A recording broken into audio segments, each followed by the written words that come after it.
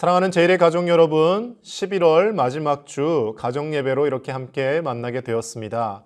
한 해가 참 빨리 가는 것 같습니다. 벌써 11월 마지막 주, 그리고 대림절 첫 번째 주일을 맞았습니다. 이 대림절이란 예수님의 성탄을 기뻐하고 그리고 다시 오실 예수님을 기다리는 절기입니다. 성탄 전 4주간을 대림절로 지키게 되죠. 이 대림절을 우리가 과연 어떻게 보내고 있는지, 해마다 돌아오는 이 대림절 우리가 다시 한번 생각해 볼 필요가 있습니다. 예수님이 다시 오시는 것을 기다린다고 하는데 막연한 기다림으로 그냥 예수님 오실 때 되면 오시겠지 이런 마음은 아닌지 우리가 오늘 가정 예배를 통하여 한번 돌아보았으면 좋겠습니다. 예수님은 이미 2000여 년 전에 이 땅에 성탄하셔서 십자가에서 우리의 모든 죄를 짊어지시고 죽으심으로 말미암아 그리고 부활하심으로 말미암아 우리의 죄를 다 용서해 주셨습니다. 그렇다면 이제 내가 용서함 받고 예수님의 은혜로 하나님의 자녀로 살아가게 되었는데 이 대림절 기간 다시 오실 예수님을 기다릴 때 예수님의 그 말씀에 순종하며 조금씩 성화되어져 가는 모습으로 주님을 맞을 준비를 해야 될 줄로 믿습니다. 이번 대림절은 막연한 기다림이 아니라 정말 우리가 예수님 말씀 한 가지라도 실천하는 그런 자세로 기도하며 나아갔으면 좋겠습니다.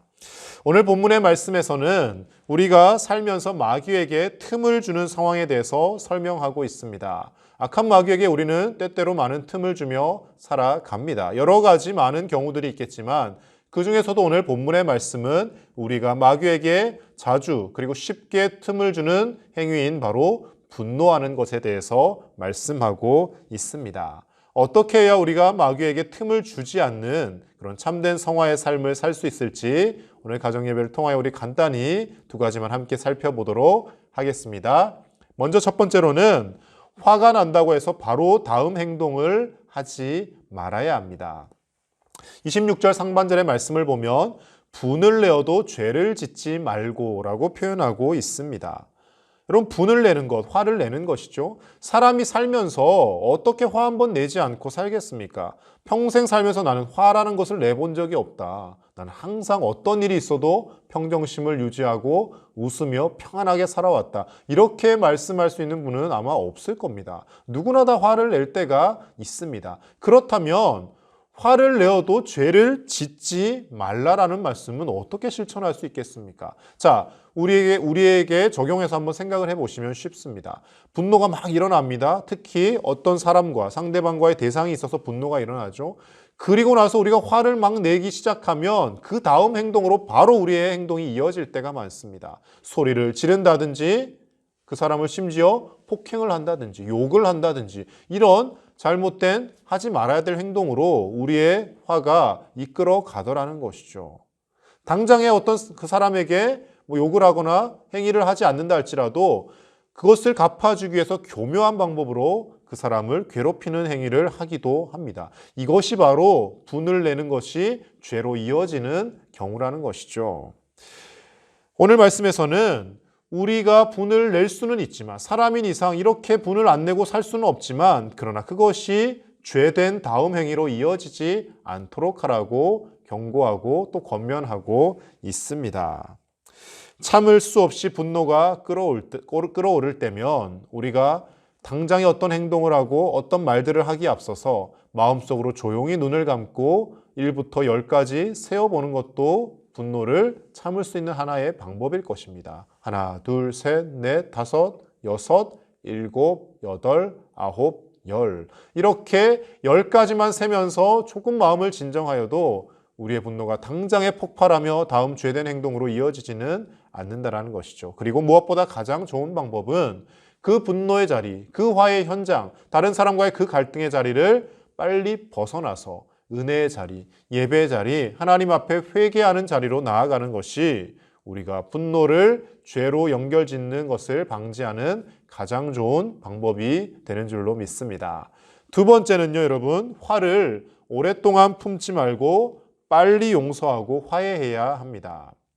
자, 뒤에 이어지는 말씀에 누군가가 다투고 난 후 그 일을 오랫동안 품지 말고 해가 지도록 분을 품지 말라고 말씀 우리에게 전하고 있습니다. 여러분, 어떤 사람과 다투고 어떤 사람과 갈등이 생겼습니다. 근데 그것을 어떻게 되었든 빨리 대화를 하거나 서로 마음을 열고 풀면 다행인데 갈등이 생기고 나서 그래? 그럼 뭐 해결하지 말고 그냥 시간이 가도록 기다려보지 뭐 이렇게 해서 시간이 흘러가면요. 마음이 가라앉고 시간이 지날수록 그래 시간이 오래 지났으니까 이제 괜찮네. 이런 경우보다는 오히려 점점 더 갈등의 골이 깊어지고 사소한 걸로 다투었던 그 사람과 아예 절교를 하고 보지 않게 되는 경우들도 종종 있게 됩니다. 여러분, 그래서 오늘 말씀에서는 분을 내어도 해가 지도록 그 분을 품지 말라고 우리에게 말씀하고 있는 것입니다. 여러분, 바라옵기는 우리가 누군가와 갈등을 일으키고 누군가와 다툼이 일어났을 때 되도록이면 빨리 화해하고 빨리 내가 사과를 하든지 빨리 서로 용서를 구하든지 그 상황을 해결할 수 있기를 바랍니다. 말씀에서와 같이 오늘이 가기 전에, 오늘 해가 지기 전에 무조건 나는 싸운 사람과 다툰 사람과 화해를 한다라는 마음으로 산다면 때로는 우리에게 분노하는 일이 일어날지라도 다툼의 일들이 일어날지라도 그것 때문에 더 큰 죄로 발전되어지는 불상사는 막을 수 있게 될 줄로 믿습니다. 오늘날 우리에게 필요한 것은 예수님의 마음으로 행하는 바로 통큰 용서입니다.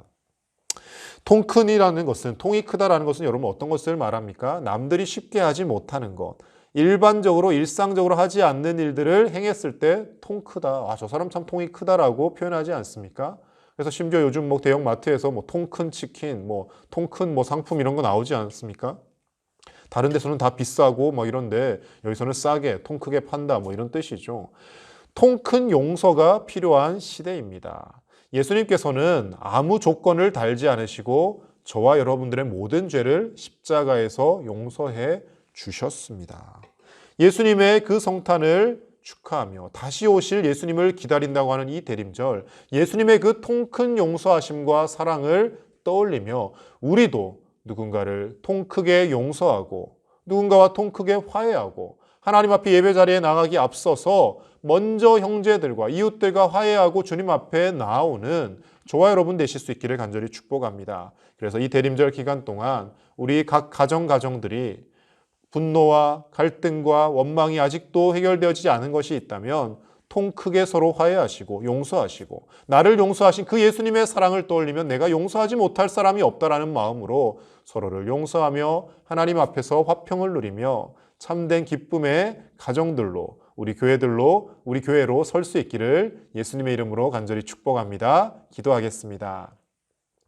하나님 아버지, 11월 마지막 주일 그리고 대림절 첫 번째 주일 가정 예배로 하나님 앞에 나아갑니다. 하나님을 예배하는 우리 각 가정들이 분을 내어도 그것을 죄의 행동으로 연결짓지 않게 하여 주시고 때로는 분노할지라도 해가 지도록 분을 품지 않게 하여 주셔서 우리의 삶이 날이 갈수록 예수님을 닮아가며 때로는 우리가 여러 가지 죄악된 생각들이 자리 잡을 때도 있지만 그것이 죄된 행동으로 이어지지 않도록 잘 다스려지는 믿음의 삶이 되게 하여 주시옵소서. 무엇보다 나와 같은 죄인을 아무 조건 없이 십자가의 사랑으로 용서해 주신 그 예수님의 크신 사랑을 떠올리며 우리도 누군가를 통 크게 용서하며 통 크게 화해하며 통 크게 주님의 뒤를 따르는 주님의 제자된 삶을 살아가는 우리 모든 가정들 다 되게 하여 주시옵소서. 감사를 드리며 예수님의 이름으로 기도드립니다. 아멘.